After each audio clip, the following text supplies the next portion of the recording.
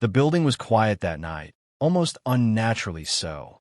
The hum of the air conditioning mingled with the faint buzz of fluorescent lights. The janitor moved through the hallways with steady, deliberate steps. He pushed his cart, a routine he had done countless nights before, yet tonight felt heavier. Not because of the work, but because of the eyes that had begun to notice him. The security guard had been in the front desk, watching every move.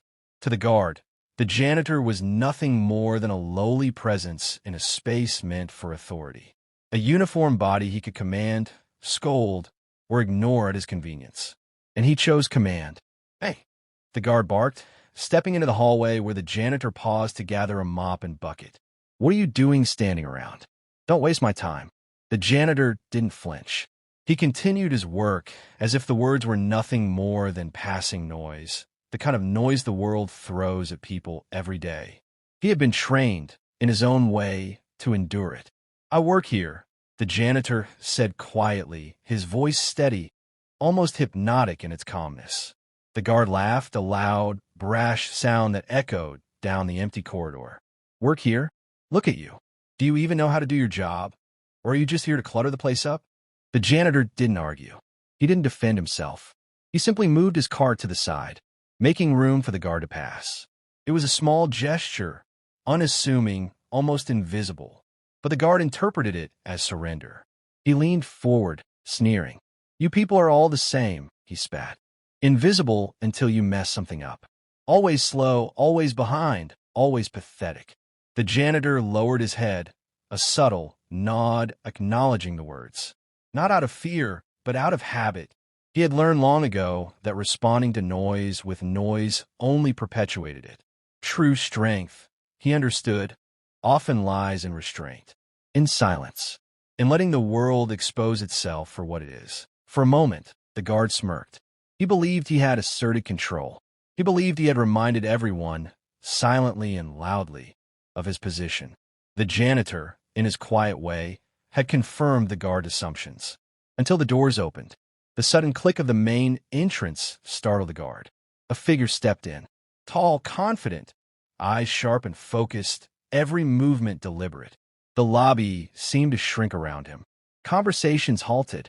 Phones lowered. Even the guard's voice faltered. "Good evening, sir," the guard said quickly, a tinge of nervousness creeping into his tone. The man didn't reply immediately. He scanned the room, taking in every detail. His gaze landed on the janitor, the quiet man who had been pushed aside, humiliated, and made to feel small. He did not flinch at the guard. His presence alone demanded attention. "Why is my father being spoken to like that?" the man asked, his voice calm but sharp, like steel wrapped in velvet.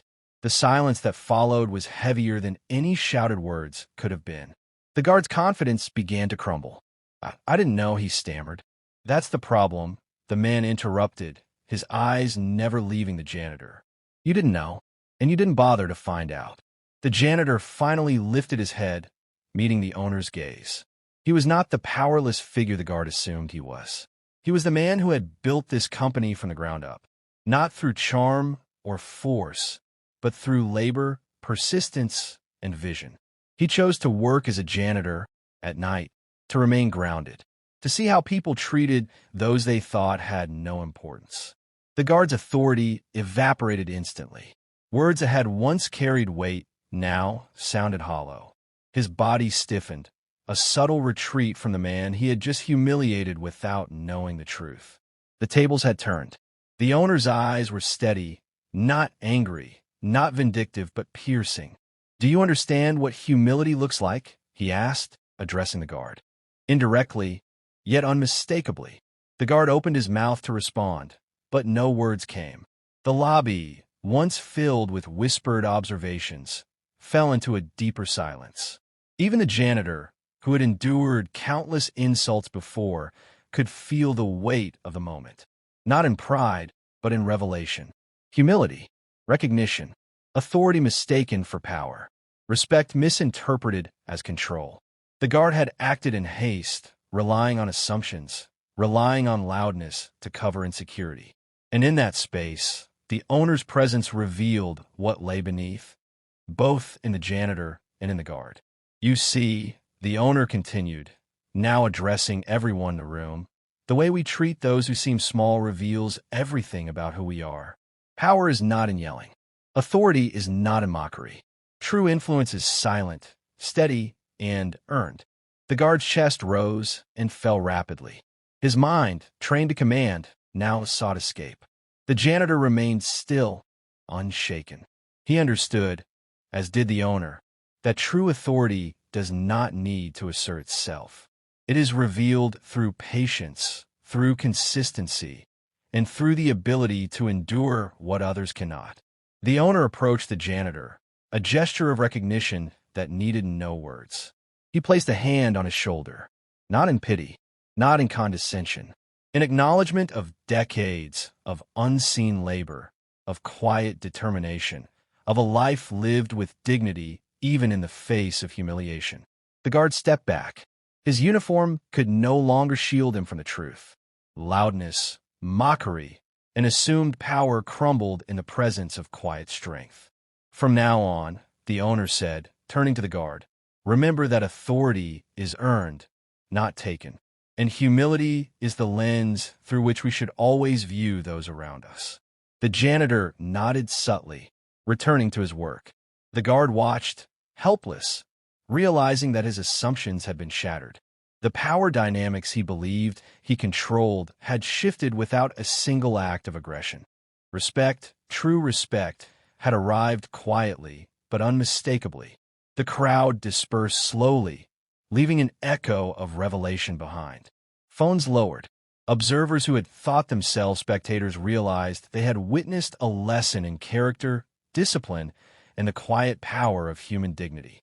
The janitor continued his night, pushing the cart down the dimly lit halls. Each step resonated with purpose.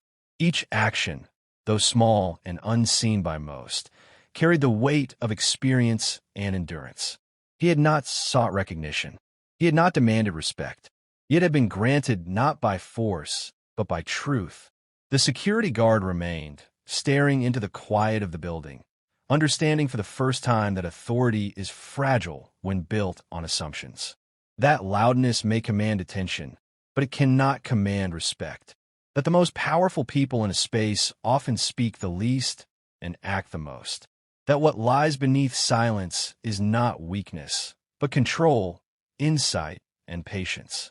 The owner, now watching from the corner, allowed the moment to linger, knowing that the lesson would last far longer than any immediate reprimand. Humiliation, misplaced as it was, revealed the human tendency to underestimate, to judge by appearances, to confuse position with value.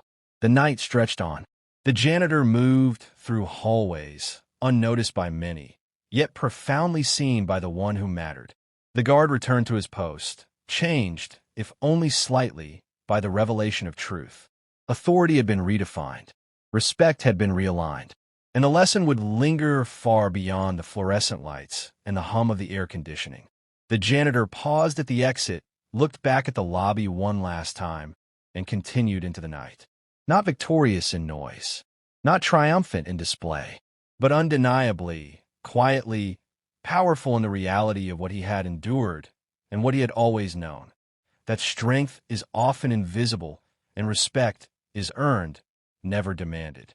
Loudness may dominate for a moment. Humiliation can expose character. Quiet strength holds true authority. The way you treat the seemingly powerless reveals the deepest truths about yourself.